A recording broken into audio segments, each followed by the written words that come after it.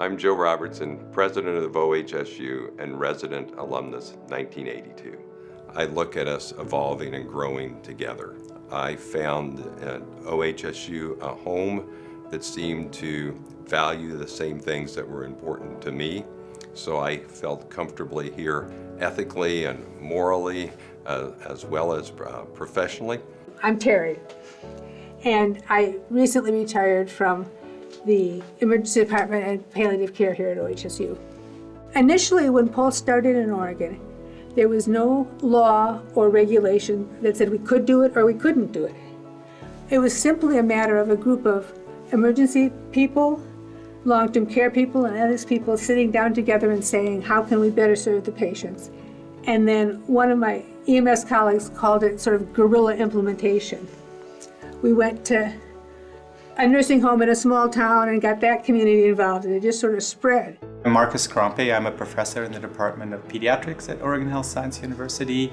I'm the vice chair for research in that department and the director of the Pape Family Pediatric Research Institute.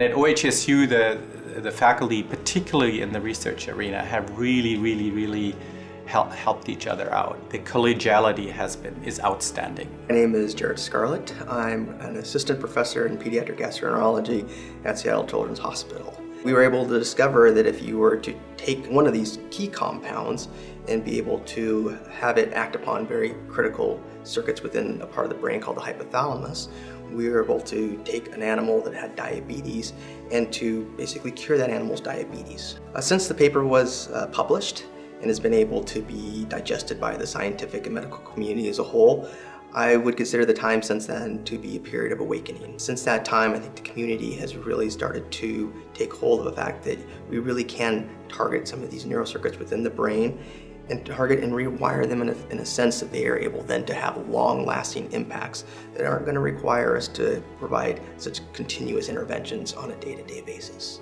My time in Oregon was to be a grand adventure. I came thinking I would stay 3 years. My family had been in Indiana since 1800 and I was expected to return. But I fell in love with Oregon and I fell in love with OHSU, and one thing seemed to happen after another that again afforded me the opportunity to spend my career here. The last year and a half have been a very different time for leaders of academic institutions.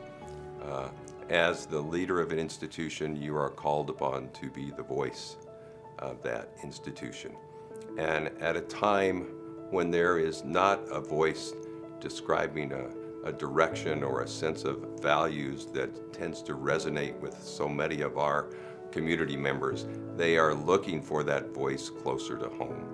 And I think it's the responsibility of the leader to provide that voice and to give them the reassurance that the values that they cherish are the values that the institution cherishes, that the institution not only treats all, but that it welcomes all and provides a safe and welcoming environment for everyone. I do remember one patient in particular where I was actually over at Dornbecker, and they had a mystery patient that for several years had not been doing well, and really no one knew what the child had. And having studied Fanconi anemia and seen many children with Fanconi anemia, I could tell within 1 minute that that's what the diagnosis was. And so I think that was a very gratifying moment in the sense that it made me realize that there's actually some utility to having medical geneticists as a specialty, because even though that family had seen many other physicians, that never even came up as a possibility. There are a set of patient experiences that are burnished deeply in my brain, having to tell to very young parents that their premature infant is at great risk of going blind. It is truly difficult for them to grasp the gravity of the situation, and you see the uncertain and even perhaps a sense of panic in their eyes. And it was that clinical setting that led me to the decision that I would spend a significant amount of time in my career looking for ways to provide better treatment and improve the outcomes. Working with children I cannot think of a more resilient population, a more open and honest population to work with. It's very challenging, particularly with the young children, but it also provides, I think, the most opportunity to really make a profound impact in a person's life and be able to really play an active role at a key period, not only for them, but for the parents. We had about 36 hours, and what we decided to do was that we would evacuate a large group of dialysis patients, because where they were sheltered was a convention center which wasn't rated to tolerate the storm, and we had two choices. One was to evacuate them somewhere else in San Juan, Puerto Rico, or to bring them to the United States on an airplane. And we decided to fly them out because we felt that they wouldn't be able to be taken care of after the hurricane, which turns out to be absolutely true. We had predetermined that once the storm hit, I think it was 125 miles an hour, that we had to go into the hallways of the hotel so that we were away from the windows.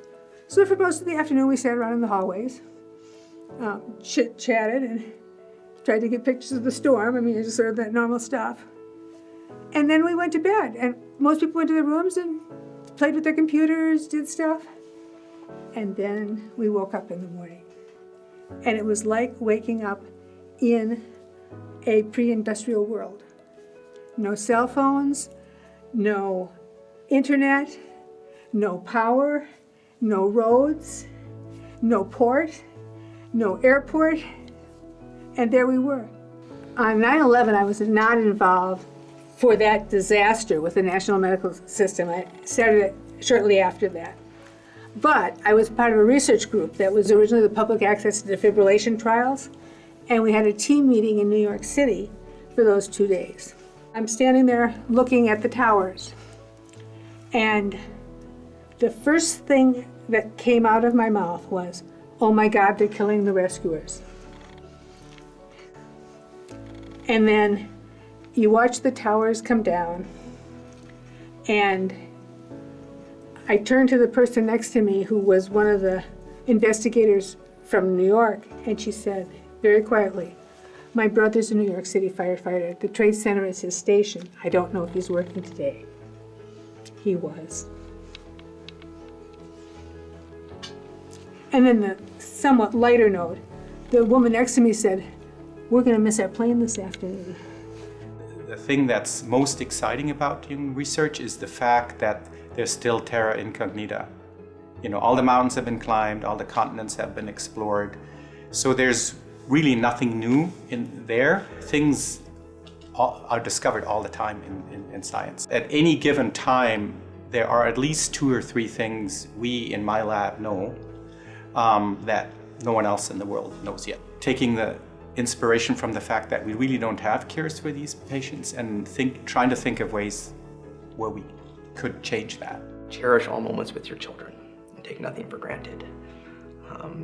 I'd like to think as a parent I have taken that to heart with my own children. We provide not only a medical care, but a personal and social care. I mean, particularly for families that we have this long-lasting relationship, we are a part of that family. There are 2 important things to consider with any decision I make. One is safety of the personnel, and the second is as long as what you're doing is in the interests of the people you're trying to serve, it's the right thing to do. If I were to come back to OHSU in another 40 years, I would want to see a bigger version of what we have now, a version that's better equipped to scale up all of our missions, that as we look back has significantly improved the health and well-being of Oregonians. So while larger and grander, I still hope that there's a certain simplicity and earnestness of the heart, and that the collaborative and cooperative spirit that I've talked about so many times is still pervasive through the organization.